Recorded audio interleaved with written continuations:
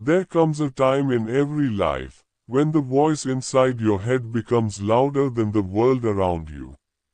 When the excuses that once made sense suddenly feel like chains.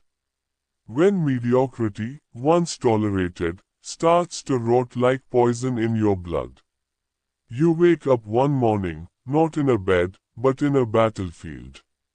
A war not fought with guns or fists, but with thoughts, beliefs, habits. A war against the old version of yourself. And in that moment, a question rises, a question so powerful it shakes the dust off your soul.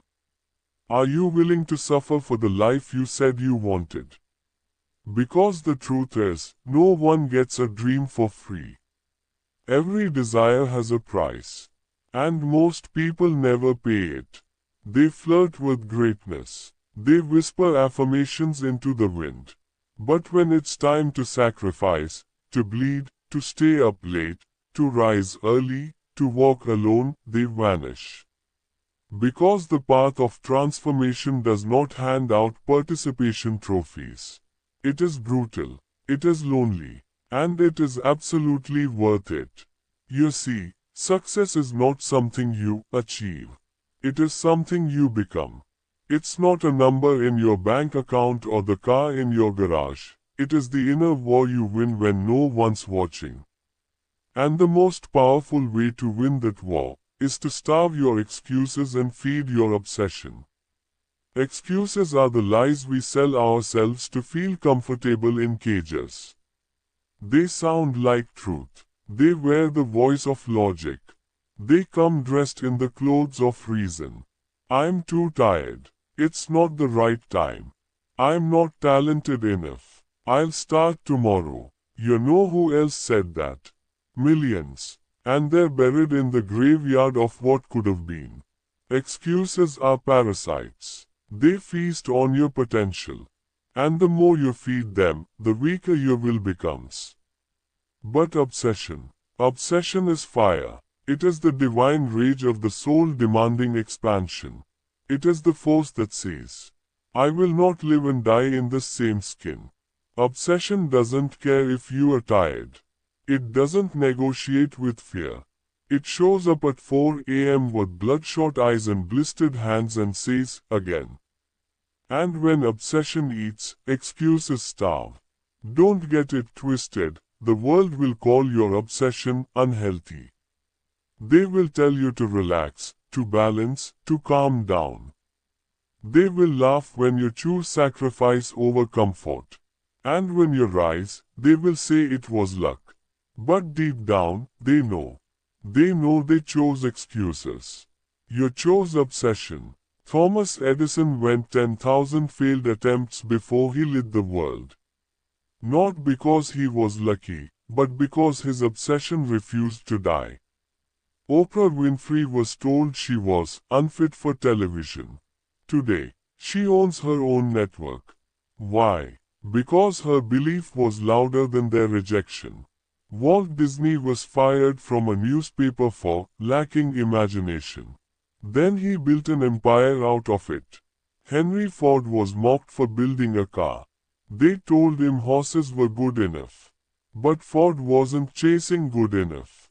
He was chasing revolution. And if you're serious, if you are truly hungry, you won't settle for good enough either.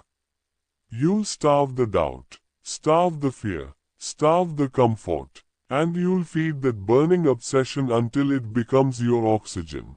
Dash dash dash. This isn't about hustling 24/7 until you collapse.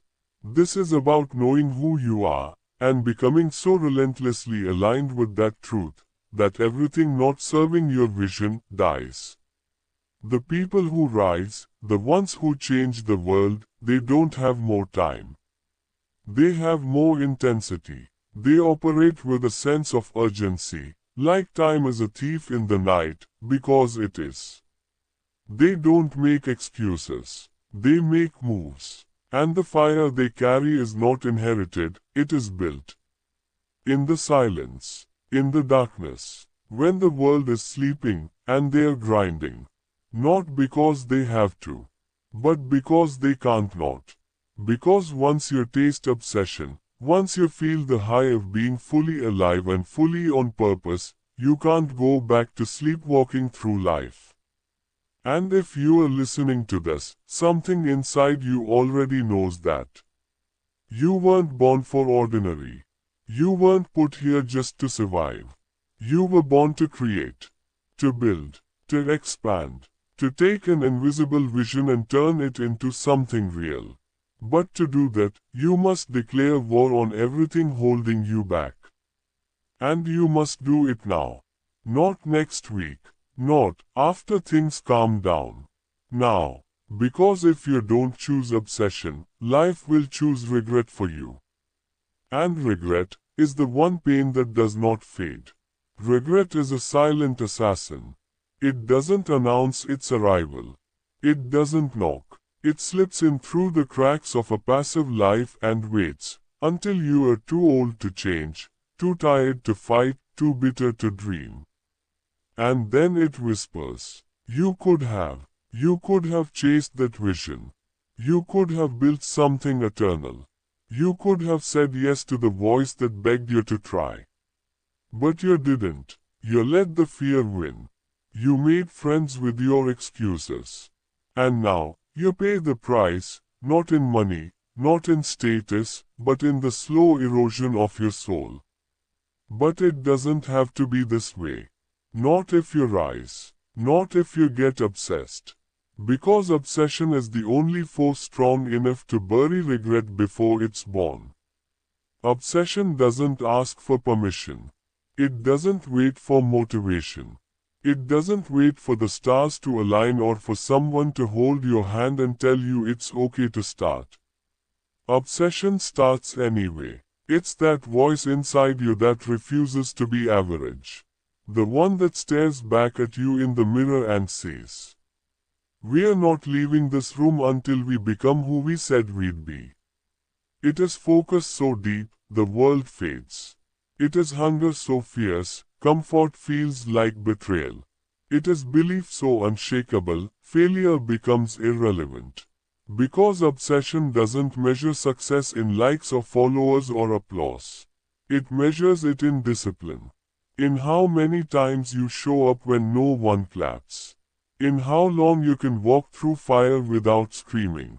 In how hard you push when your body says quit, and your mind says, just one more round.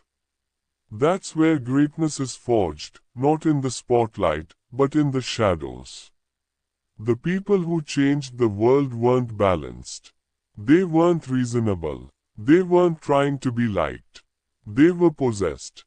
Da Vinci didn't stop drawing because he needed work-life balance. He died with notebooks full of brilliance he hadn't even shared. Beethoven composed until he couldn't hear a single note, and then he kept going. Michael Jordan didn't become a legend because he was talented. He became a legend because obsession outtrained talent every single day. And you are no different. You don't need permission. You need obsession. You don't need approval. You need intensity. You don't need more time. You need fewer excuses. Because this world will give you every out, every distraction, every seductive reason to wait. To compromise. To play it safe. And every time you choose safety over purpose, your fire dims. Until one day, you wake up and you don't recognize the person in the mirror anymore.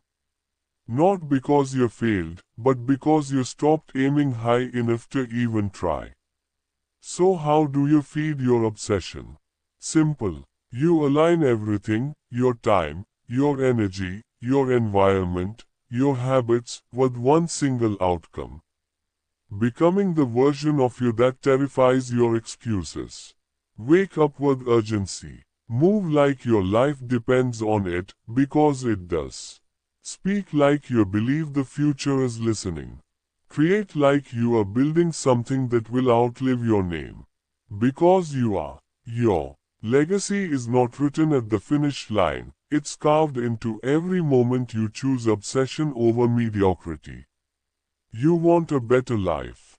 Starve your distractions. Starve your laziness. Starve your doubt. And feed the fire that never lets you sleep peacefully, because you know you haven't done enough yet. The world doesn't owe you clarity. That's your job. That's your obsession. To get so clear on who you want to become that you feel it in your bones. That you see it when your eyes are closed. That you crave it more than comfort, more than rest, more than being liked. That's the level required to win. Not because it's easy, but because you've already decided nothing else is acceptable. Clarity is power, not some soft, vague wish floating in your mind. Not a Pinterest board full of goals you never act on, but a crystal clear vision that cuts through doubt like a blade. Because when you know exactly what you want, when your vision becomes obsession, hesitation dies. You stop negotiating with fear. You stop entertaining average. And you start moving with the force of someone who knows why they were born.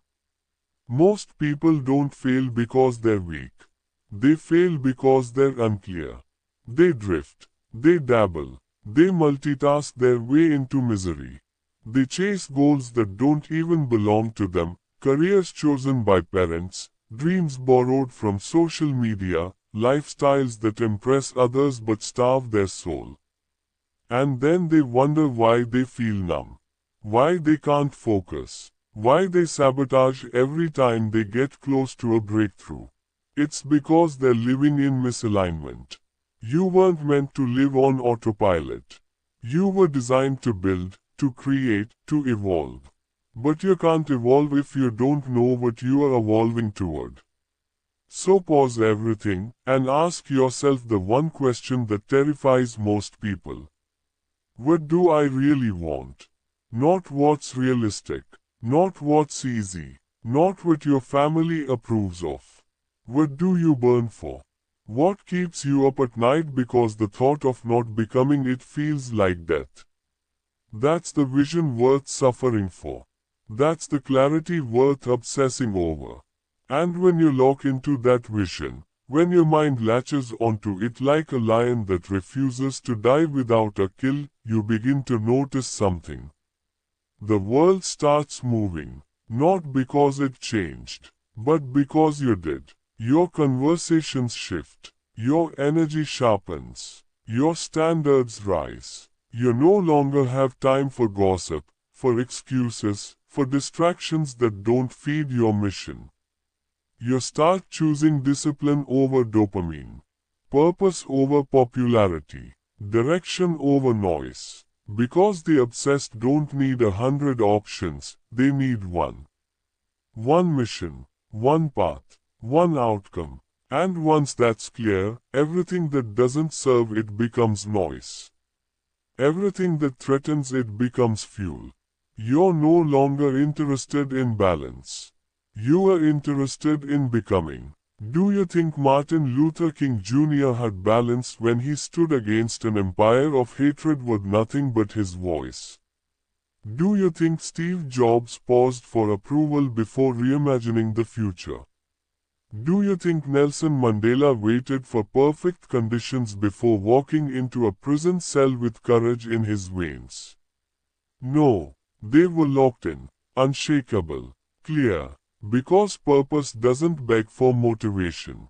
It pulls you. Once you align your life with your vision, once you feed that obsession daily with the fuel of belief, of effort, of action, you begin to change on a molecular level. You stop reacting. You start creating. And the world responds. Opportunities that once seemed invisible start showing up. People start asking you what changed. They don't understand it, but they can feel it. That presence, that conviction, that raw power that can only come from someone who has seen the vision and sworn to bring it to life. But clarity is not enough. You must act. You must move. The most dangerous place you can be is stuck in your head, planning, waiting, perfecting. Your mind will convince you to wait for the right moment, until your entire life becomes a preparation for a show that never starts. Stop waiting. Execute. Even if it's messy. Even if it's imperfect. Even if it scares you. Especially if it scares you. Because every time you act on your vision, you cast a vote for the person you are becoming. Every workout, every early morning, every hard decision, every no to distraction, every yes to discipline. It all adds up. And one day, when the world sees what you've built, they'll call it genius. But you'll know it wasn't genius. It was obsession. Obsession backed by relentless action. Day in, day out. No permission. No applause. Just pure fire.